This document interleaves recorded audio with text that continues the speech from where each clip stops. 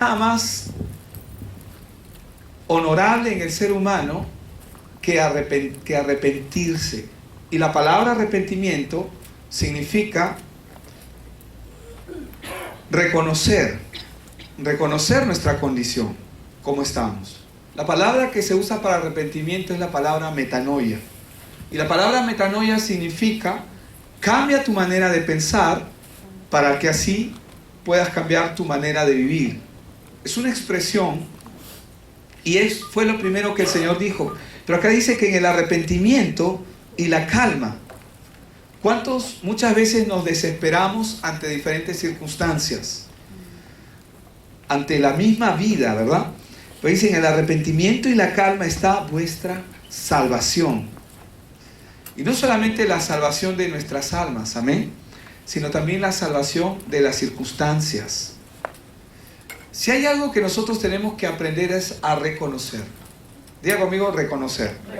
¿Por qué reconocer? Porque en el reconocer siempre hay un paso de cambio cuando uno reconoce. Mientras uno no vea lo que significa necesariamente reconocer cómo está nuestra situación, mientras uno no lo vea, mientras uno se mantenga o siga obstinado en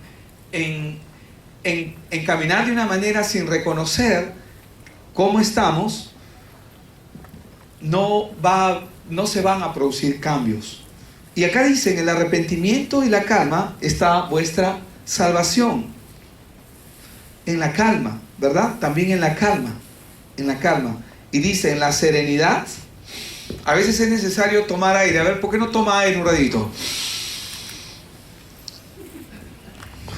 Exhale despacio, ¿verdad? Volvamos a tomar aire un poco. Y exhalamos. Inhalamos y exhalamos. ¿Por qué? Porque cuando uno hace eso, eso trae serenidad al cuerpo. Eso trae serenidad.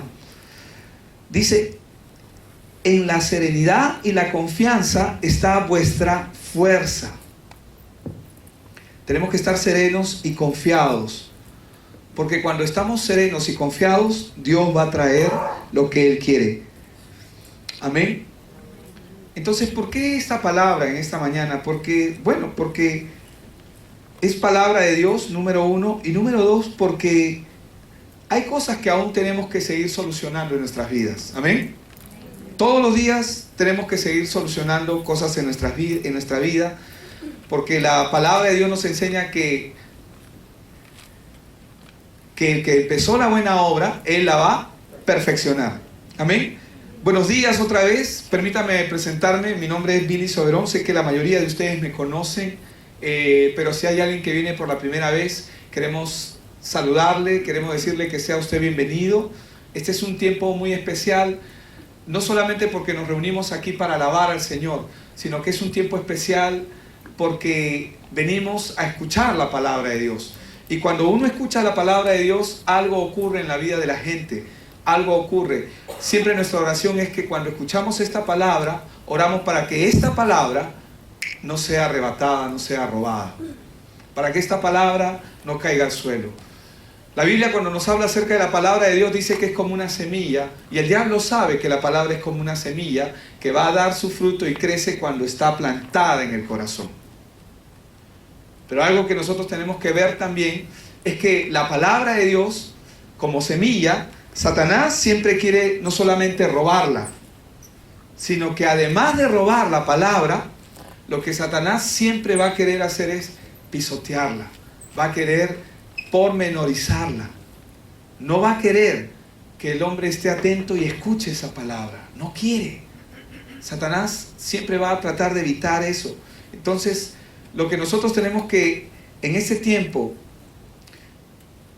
reconocer es que la palabra de Dios es poderosa. Y quiero compartir hoy día un mensaje que muchos de nosotros hemos escuchado posiblemente o lo hemos leído varias veces, pero yo quiero ir a Lucas capítulo 7 y hoy día quiero hablar acerca de cuando Jesús sana al siervo de un centurión romano, que está en Lucas capítulo 7, y vamos a leer desde el versículo 1 en adelante hasta el versículo 10.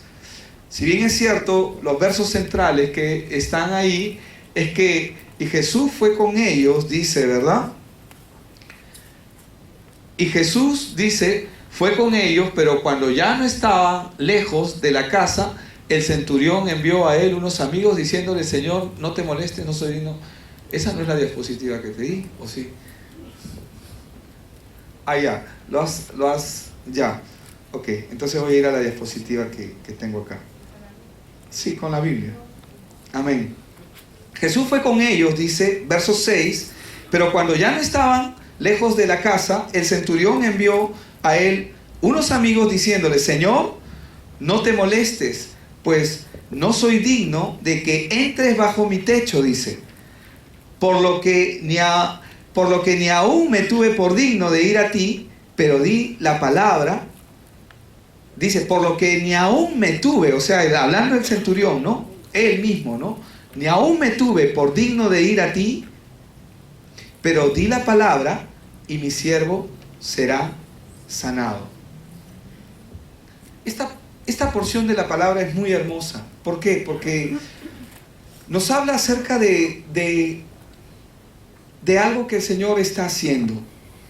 El ministerio de Jesús comienza a acentuarse y comienza a enfocarse a los despreciados, a los que no están sujetos a la gracia de Dios, a los que de alguna u otra manera no son partícipes del reino de Dios, entre comillas, ¿no? Podemos hablar ya hemos visto a Leví, hemos visto el leproso, hemos visto cómo el Señor alcanzó a Pedro y a otros, como los hijos de Zebedeo. Pero el Señor comienza a hacer un acercamiento ministerial en esta parte de la palabra por toda la gente con especial predilección hacia los rechazados, hacia los enfermos, hacia los marginados, hacia los que están literalmente excluidos de la sociedad. Ahora, aunque el pueblo judío era el pueblo escogido de Dios, algunos textos nos hablan de la fe que muchos gentiles tuvieron. Y justamente el tema que hoy día quiero tocar tiene que ver con la fe de un gentil que era un centurión romano. Recuerden que los gentiles tenían menos oportunidades de alcanzar lo que Dios tenía y muchos de ellos simpatizaban con la fe. El caso del centurión romano era un hombre que simpatizaba mucho con la fe, con el pueblo judío.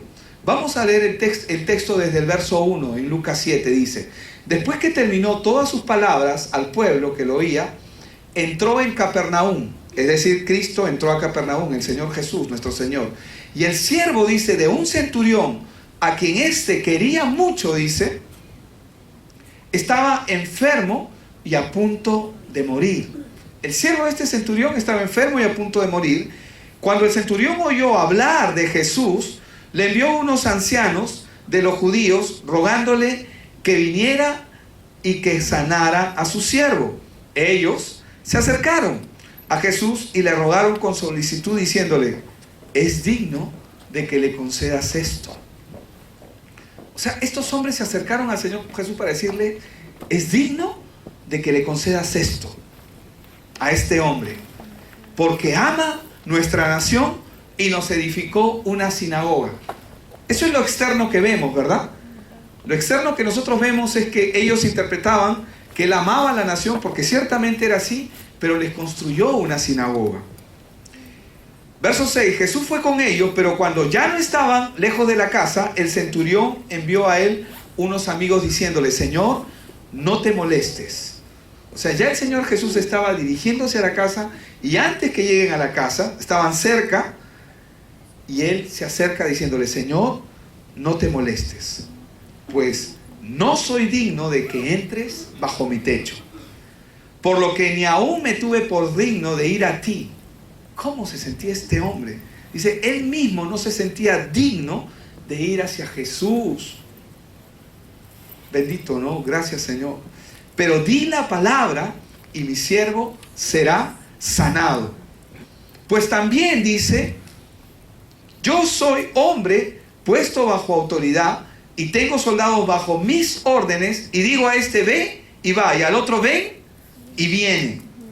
Y a mi siervo haz esto y lo hace. Al oír esto, Jesús se maravilló de él y volviéndose dijo a la gente que lo seguía: os digo que ni aún en Israel he hallado tanta fe. Y al regresar a la casa, los que habían sido enviados hallaron sano al siervo que había estado enfermo. ¿Qué sabemos acerca de este centurión? ¿Qué podemos decir acerca de él?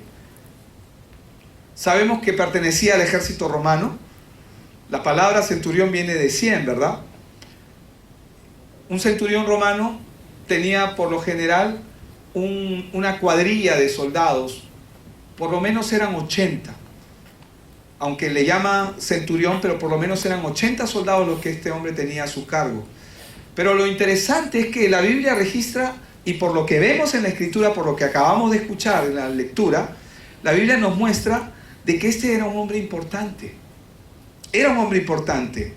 Pero también la Biblia nos muestra, en esta parte de la Escritura, que este era un hombre que tenía compasión. Ya que no era cualquier persona, porque estaba interesado en el bienestar de su criado. Estaba interesado en el bienestar de su siervo. La Biblia también nos muestra, la Escritura, que él amaba a los judíos. Y él tenía cierta influencia. Los ancianos vinieron a Jesús. Él no fue, vinieron a Jesús unos ancianos y le rogaron a Jesús que sanase al siervo de este centurión. Ellos dijeron: Señor, es digno de que concedas esto. Ellos dijeron, ¿verdad? Es digno. Ellos dijeron, porque ama a nuestra nación. Las evidencias de los frutos que había en este hombre eran muchas, porque nosotros vemos que no solamente era un hombre que amaba a Dios, era un hombre que seguía al pueblo judío. Les construyó una sinagoga, lo cual implica de que este era un hombre que tenía mucho interés en la religión judía. Recuerden que Jesús dijo que la salvación viene de los judíos. Amén. Y obviamente la salvación viene de los judíos. Este centurión era un hombre excepcional. Era un hombre rico y era generoso. Por lo que vemos que les construyó un templo. Hay muchos ejemplos en la Biblia de hombres parecidos a este hombre. Como en el caso de Cornelio. Cuando nosotros vemos a Cornelio en Hechos capítulo 10, vemos algo muy similar, pero interesante, como Dios envía a Pedro. Pero este centurión, además de todo esto, tenemos que seguir indagando acerca de él. Él se sentía indigno de Jesús. El centurión romano se sentía indigno de Jesús. Hermano, una persona que se siente indigna es una persona que reconoce su posición y dice: yo no soy digno de acercarme, no soy digno de hablarle. ¿Por qué este hombre podía reconocer eso en su vida? Cuando envía a los hombres y cuando él está cerca, sabe que él está yendo, Jesús está yendo a su casa, él le sale al encuentro y le dice prácticamente: no te molestes, Señor, porque yo no soy digno de que entres a mi casa. ¿Cuántos saben que no existe persona digna en el mundo en la que Dios pueda ocuparse? Realmente lo que nosotros podemos ver acá en esta parte del texto y del centurión romano es una vez más una persona que comprende su condición y una persona que entiende quién es Jesús. Esta actitud que él tenía era excepcional frente a muchos que no podían reconocer eso. Y ese es el concepto correcto que nosotros todos, diga conmigo, todos los que estamos acá debemos tener cada vez que nos acercamos a Él. ¿Es necesario arrodillarse? Sí, es necesario arrodillarse. Hermanos, yo sé que ninguno acá, pero igual, no nos arrodillamos porque alguien nos dice arrodíllate. nos arrodillamos porque realmente no somos dignos. Y entendemos quién es Dios. Aunque Él nos ha hecho dignos y Él nos llama de otra manera, como su palabra lo enseña, pero hermanos, siempre tenemos que tener claro que no somos dignos delante de Él. Ahora, cada vez que recibimos algo de Dios, debemos recordar que lo que recibimos es por su gracia y por su misericordia. Podemos ver esta actitud en el publicano. Una actitud muy similar a la que él tuvo es la que nosotros podemos ver en Lucas 18:13. Cuando vemos, ustedes se acuerdan de estos dos hombres que se van al templo y se acercan a orar.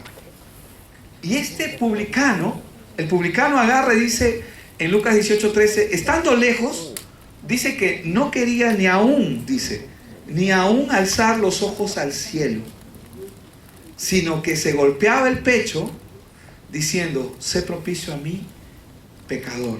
Esta actitud que tenía el publicano era la misma actitud que estaba teniendo el centurión romano hacia Cristo. No era solamente... Hay mucha gente que podríamos confundir eso, que el centurión se acercó probablemente porque vio en Jesús que era un hombre que sanaba a la gente.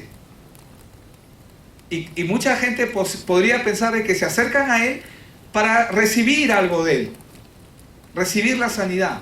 Pero por lo que el texto nos narra, ese hombre no se acercó solamente a Jesús, solamente porque él era un hombre, porque Jesús sanaba a la gente.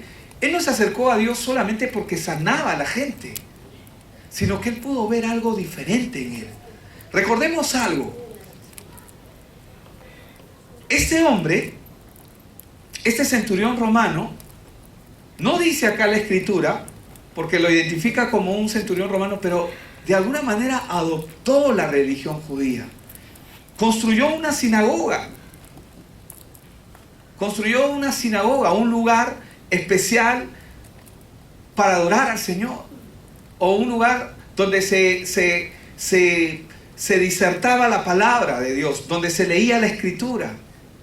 Probablemente este hombre era parte de todo ello. Y este hombre tenía en su corazón claramente las señales. Él podía ver las señales que Jesús hacía. Mucha gente seguía al Señor Jesús por las señales, pero propiamente los milagros, los prodigios que él hacía. Pero mucha gente identificaba a Jesús como la respuesta que Dios da acerca de él en la escritura, como las profecías los declaraban. Por la actitud que este centurión romano tenía, nosotros podemos ver que este hombre podía reconocer que Jesús era el Cristo. O sea, no solamente reconocía a un sanador, no solamente reconocía a alguien que hacía milagros, no solamente reconocía a alguien en quien podía, en quien él podía acercarse y obtener algo, sino que él reconoció algo más allá. También vemos esta misma actitud en Lucas 15:19. Todos conocemos, o quizás algunos hemos escuchado acerca de la historia del hijo pródigo, otros lo hemos leído. Pero en el hijo pródigo también nosotros vemos esta misma actitud. La misma actitud que tomó el centurión romano, la misma actitud que toma el publicano, la misma actitud toma el hijo pródigo. Cuando dice en Lucas 15:19, ya no soy digno de ser llamado tu hijo. Hazme como uno de tus jornaleros. Esta actitud es una actitud que agrada a Dios. Hay mucha gente que podría pensar que son dignos estoy hablando de la época en Jesús. Muchos otros pudieron haber pensado que ellos podían ser dignos de obtener lo que Dios quería darles, basándose en sus buenas obras, basándose en lo que ellos han hecho. Y esta fue la actitud que de alguna manera tomaron los ancianos que él envió. ¿Por qué? Porque vemos en los ancianos que les dice al Señor Jesús en el verso 4, le dicen, es digno de que le concedas esto. ¿En qué basaron ellos para decir que este centurión era digno? ¿En qué se basaron? En sus obras. Estos ancianos, cuando se acercaron a Jesús a interceder por él, porque interceden por él, ¿verdad? Ojo, no estoy hablando del corazón del centurión, porque el corazón del centurión es otro, ¿verdad? Es totalmente limpio, es totalmente lindo. Pero estos ancianos que se acercaron a interceder por el centurión romano, por las obras que él había hecho. Ellos pensaron, él es digno de que le concedas. Ellos pensaron. Porque así hay mucha gente que piensa de otros. Pero ¿cuántos saben que Dios conoce los corazones? Y que Dios tenía un plan para la vida de este hombre. Porque ciertamente lo tenía. Entonces, los ancianos se acercaron a él basado probablemente en lo que habían visto. Claro, las obras hablan del corazón del hombre, ojo. También, ¿verdad? Muéstrame tu fe a través de tus obras. Pero este centurión estaba en búsqueda también. Y sin embargo, Dios permite que el siervo de este centurión se enferme para poder traer sobre su vida bendición. ¿Qué es lo que pasó en el centurión romano? Número uno, él pudo reconocer quién era Jesús. Él reconoció que Jesús era el Mesías. Él reconoció que Jesús era la respuesta de Dios. ¿Cómo podemos saber eso? Pastor, eso no dice la Biblia. Sí lo dice, pero está entredicho. Está ahí. ¿Saben lo que a mí me sorprende? Es que no solamente este hombre, el centurión romano, se humilla delante de Dios, sino que ve en Jesús a alguien accesible, un Dios accesible. Contrario a todo el sistema a todo el sistema judío, un Dios castigador, un Dios severo, que si no haces esto, Dios te va a castigar. A través de Cristo, el centurión romano lo ve a él como un Dios accesible, un Dios al que cualquier persona puede acceder. Pero ¿cuál es el punto de quiebre para que una persona pueda acceder al reino de Dios y su justicia? ¿Cuál es el punto de quiebre para que cualquier persona pueda acceder al don que Dios quiere derramar?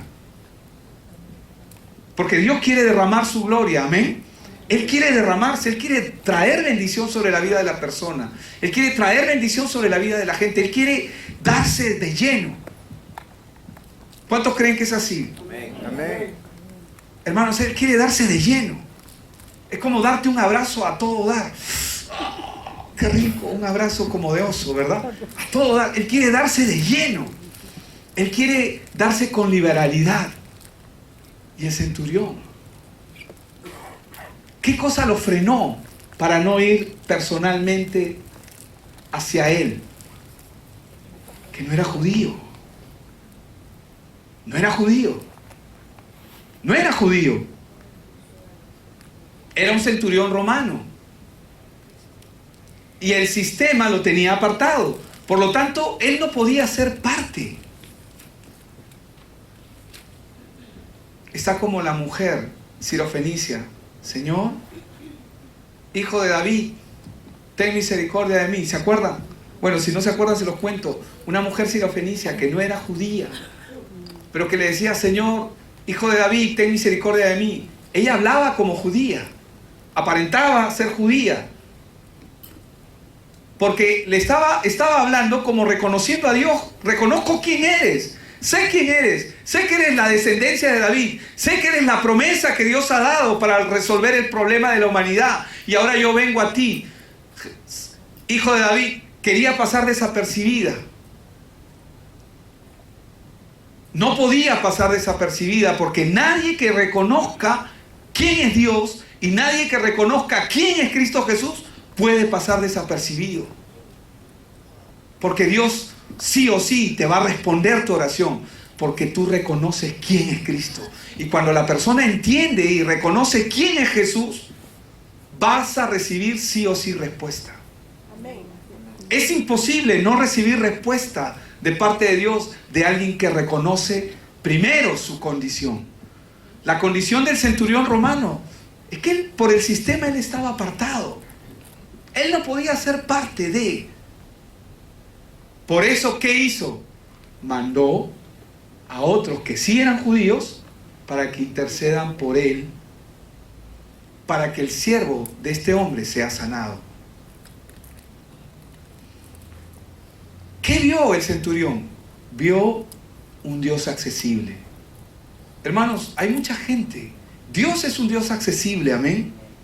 Pero hay una condición para acceder a la gracia y al poder de Dios. ¿Y saben cuál es? Se llama arrepentimiento. Es reconocer nuestra condición, reconocer quiénes somos delante de Dios. Para un gentil, en la época de Jesús, ¿quién era un gentil? ¿Qué es un gentil, pastor? Un gentil era una persona que no tenía pacto. Era una persona que no pertenecía al pueblo de Dios y estaba excluido de Dios. La Biblia, cuando habla de gentiles, habla de personas que se refiere a gente que no tiene pacto. Y el centurión romano era un gentil, pero que tenía en su corazón, porque él seguía, les construyó una sinagoga, él seguía de cerca todo lo que estaba aconteciendo en el lugar, y pudo reconocer, pudo ver quién es Jesús, pudo ver, él es el Mesías, como lo hizo la mujer sirofenicia, cuando le dijo: Jesús, hijo de David, ten misericordia de mí. Y el Señor le habla feo, aparentemente feo, ¿verdad? Porque le dice, le habla duro, no feo, le habla duro, esa es la palabra correcta. Le dice: ¿es justo darle el pan de los hijos a los perros? Bien duro fue eso. Y ella, sin dejar de estar ahí, le dice: Señor, aún los perros comen de la mesa de sus amos. Esa es la condición en la que yo vengo hacia ti, como un perro, pero quiero estar contigo. ¿Y el Señor acaso le dio migajas? Él nunca va a dar migajas, Él siempre va a dar lo que Él tiene. Amén. ¿Qué es lo que Él tiene? Todo. Todo está disponible para el que cree, pero tiene que haber de por medio una actitud en el corazón del hombre. ¿Cuál es esa actitud? Se llama arrepentimiento. ¿Y qué es el arrepentimiento? Cuando uno reconoces a Dios y te reconoces a ti. Reconoces a Él y te miras a ti. No puedes ni levantar el rostro. Como en el caso del publicano. Ni siquiera quería alzar los ojos, dice la palabra acerca de él. ¿Por qué no quería alzar los ojos? Porque no se sentía digno. No se sentía digno.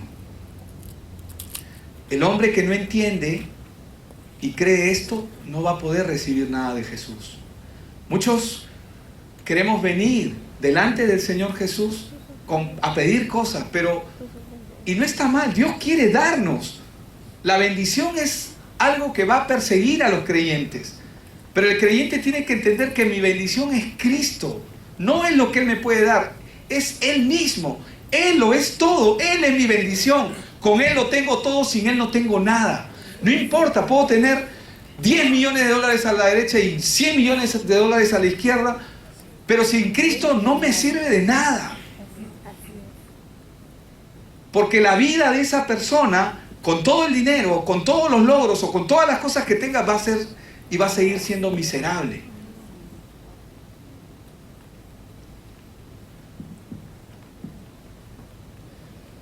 El hombre que no entiende quién es Jesús no puede recibir nada de Él. ¿Cuántos queremos recibir de Él? Amén. Lo mejor que podemos recibir de Él es Él. Él es lo que nosotros necesitamos. Él se llama Jesús, el gran yo soy, como lo cantábamos en la canción. Amén. Levantamos nuestras manos y adoramos porque reconocemos quién es Él y lo que Él quiere hacer. Mucha gente cree que Jesús tiene poder, pero si no entiende que este poder está disponible y accesible, no va a recibir nada. Porque el primer tropiezo que encuentra el hombre muchas veces es su religiosidad. Los parámetros que el mundo pone. El centurión, ¿cómo podemos saber que él podía saber? ¿Saben por qué? Porque él fue al lugar correcto. Sí, la actitud. ¿Saben cuál es el lugar correcto? Es como la viuda que le pedía justicia al juez injusto. La mujer que estaba viuda, que no tenía esposo, no tenía quien la ampare, no, quien haga justicia, no tenía un hermano, no tenía un esposo, no tenía nadie que vele por ella, ella misma tenía que ir a velar por ella. Pero ella, ¿quién iba a pedir justicia? Al juez, porque el juez es el único que puede otorgar justicia. No importa si el juez era injusto, ella tenía que ir otra vez donde él. ¿Por qué? Porque era el que daba justicia. Era el único que podía emitir justicia. El carnicero no podía, el panadero tampoco podía. Por más que ella se confabule o se ponga con todos los vecinos para decir, mire, este juez no iba a conseguir nada. Ella tenía que ir donde el juez. Ella tenía claro dónde tenía que ir. Ella sabía a quién tenía que acudir. Amén. Ella sabía a quién tenía que acudir.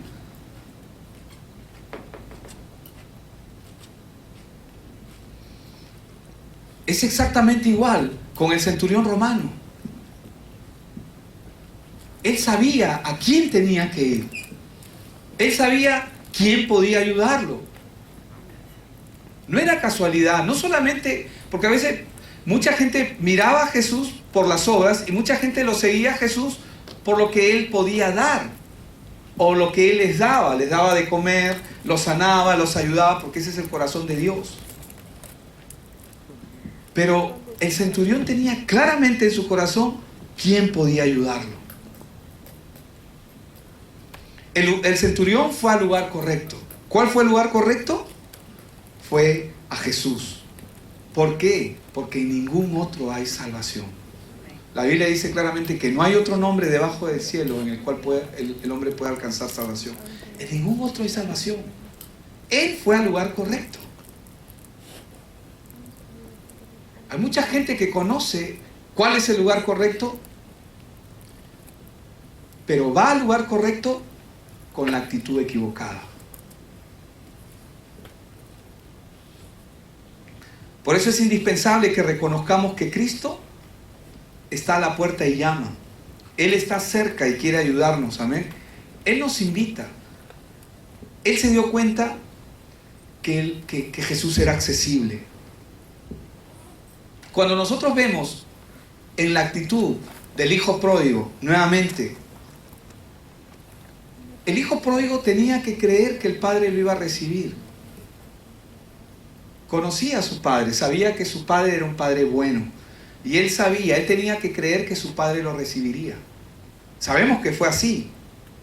Sabía que su padre era bueno y bondadoso, y aunque el hijo solo pidió un lugar entre los demás jornaleros, él tenía confianza de que su padre lo recibiría.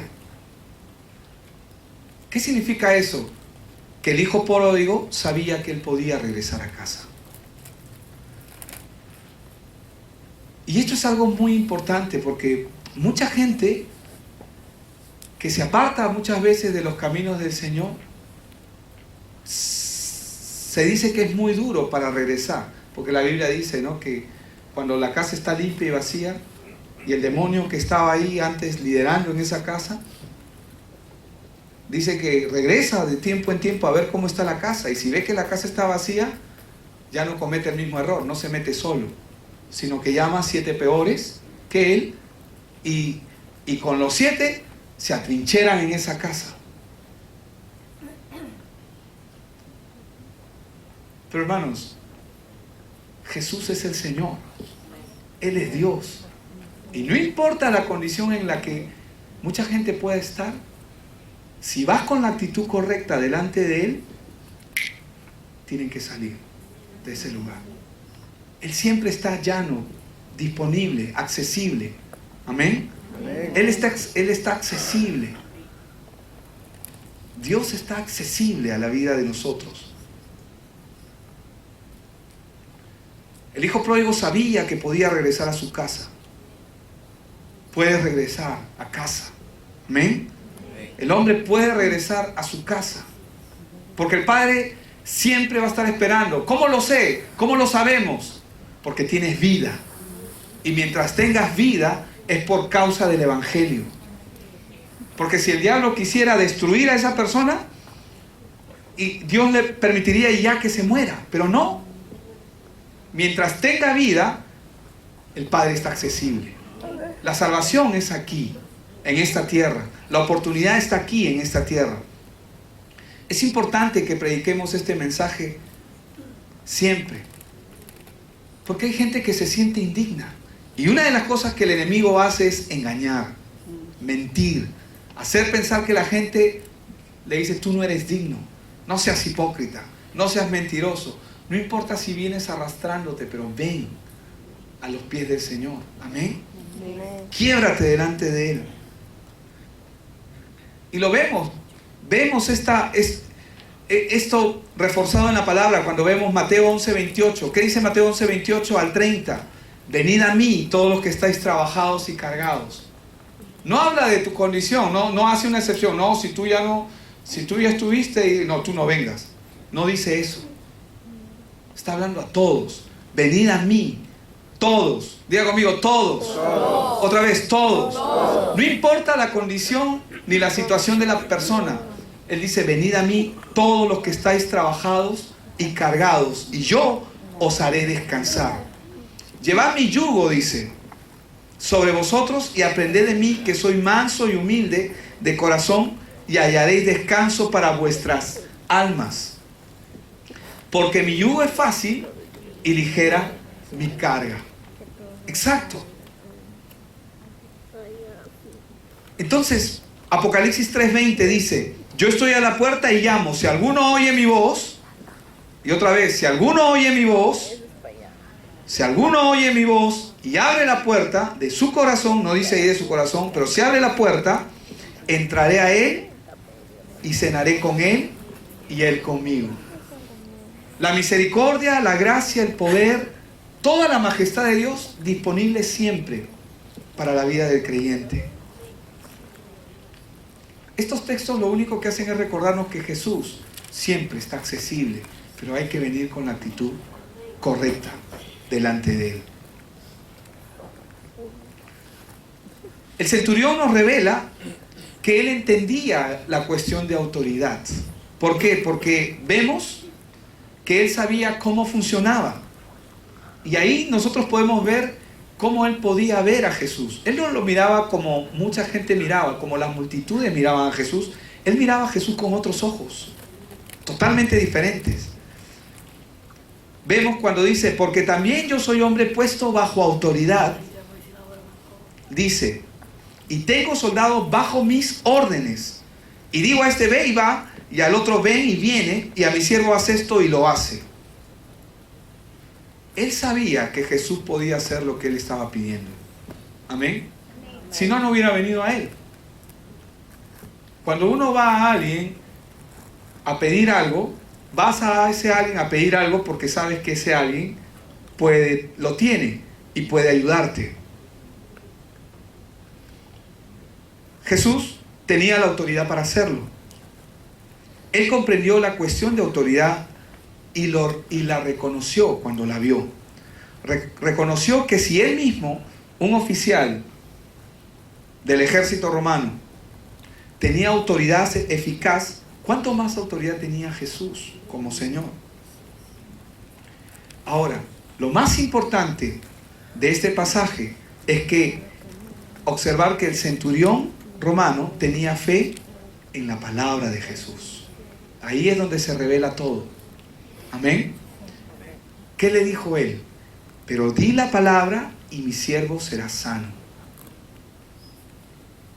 Di la palabra. Di la palabra y mi siervo será sano. Dilo, Señor. Él sabía que él podía confiar en la palabra de Dios. Él sabía que la palabra era lo que él necesitaba.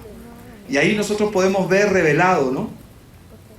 Podemos ver revelado la razón por la cual uno no se sentía digno de hablar directamente con Jesús. Por eso envió a los ancianos. 2, cuando él iba a entrar a su casa, tampoco se sentía digno. La misma actitud. Señor, no soy digno que entres a mi casa, pero di la palabra. Porque yo sé que este mundo se mueve por tu palabra. Nadie podía hacer nada por el siervo de este centurión, pero Jesús sí podía. Y él fue aquel a quien podía brindarle lo que él necesitaba. La enseñanza más fuerte en esta historia del centurión romano es el poder de la palabra, la confianza que nosotros tenemos referente a la palabra. Di la palabra, Señor. ¿Cómo podemos nosotros traducir esto a nuestro tiempo? La palabra ya está dada. La palabra ya está escrita. La palabra está disponible para que los hijos de Dios la atesoren, la guarden en su corazón, la pongan en práctica y comencemos a trabajar en lo que Dios ha dicho. Cuando nosotros vemos aquí, vemos que Cristo elogió su fe. Él dijo: os digo que ni aún en Israel he hallado tanta fe. Y estuvo muy dispuesto a sanar al siervo de este hombre. Al regresar a casa, los que habían sido enviados hallaron sano al siervo que había estado enfermo.